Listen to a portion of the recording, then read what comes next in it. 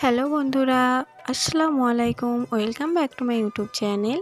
তো আজকে একটা রান্নার রেসিপি নিয়ে চলে এলাম। অবশ্য রেসিপিটা আমি না, আমার দিদি রান্না করছে, আমি ভিডিও করছিলাম।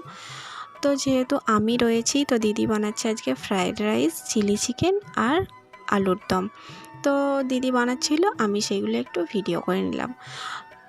দিদি হচ্ছে এখানে চিলি চিকেনের জন্য চিকেনটাকে সব কিছু মশলা দিয়ে ম্যারিনেট করে রেখে দেওয়ার খানিকক্ষণ পর প্রত্যেকটা চিকেনের টুকরোগুলোকে তেলে ভালো করে ভেজে নিচ্ছে।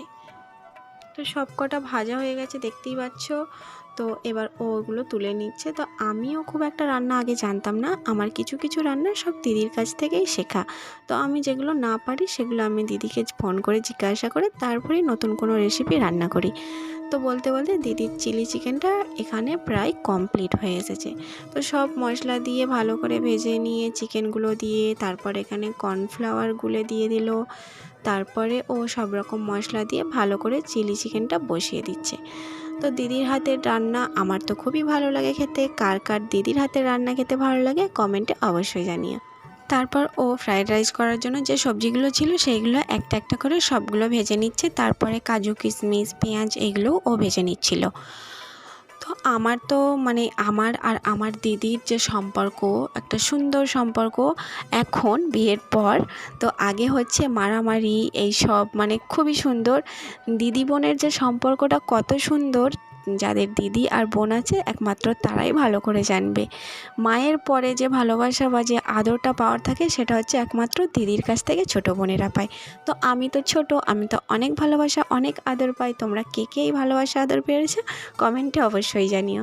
তো তারপর দিদি বসিয়ে দিচ্ছিল আলুর তরকারিটা, আর একদিকে ভাতের জন্য পানি বসিয়ে দিয়েছিল। পানিটা ফুটে গিয়েছিল, তাই চালটা ওতে দিয়ে দেওয়া হচ্ছিল।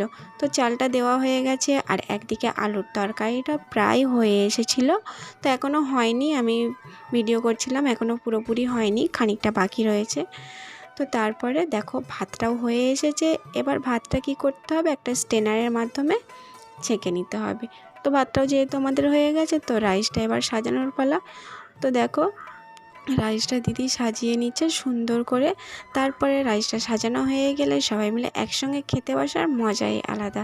তো আমরা সবাই মিলে একসাথেই খাবো সেটাই ঠিক করলাম। তাই জিজু আসলে আমরা সবাই মিলে একসঙ্গে খেয়ে নেবো। তো দেখো গল্প করতে করতে দিদির এদিকে চিলি চিকেন হয়ে গেছে, এখানে আলুর দমও হয়ে গেছে, আর এখানে স্যালাড কাটা হয়ে গেছে, আর এখানে রাইস পুরো কমপ্লিট। এইবার হচ্ছে খাওয়া দাওয়ার পালা। তো সবাই গোসল করে চলে এসেছে খাওয়া দাওয়া করতে। তো খুবই সুন্দর লাগছে, অনেক দিন পর সবাই একসঙ্গে খেতে বসলাম। তো আমার ভিডিওটা আজকে আমি এখানেই শেষ করছি। দেখা হচ্ছে নতুন কোনো ভিডিওতে।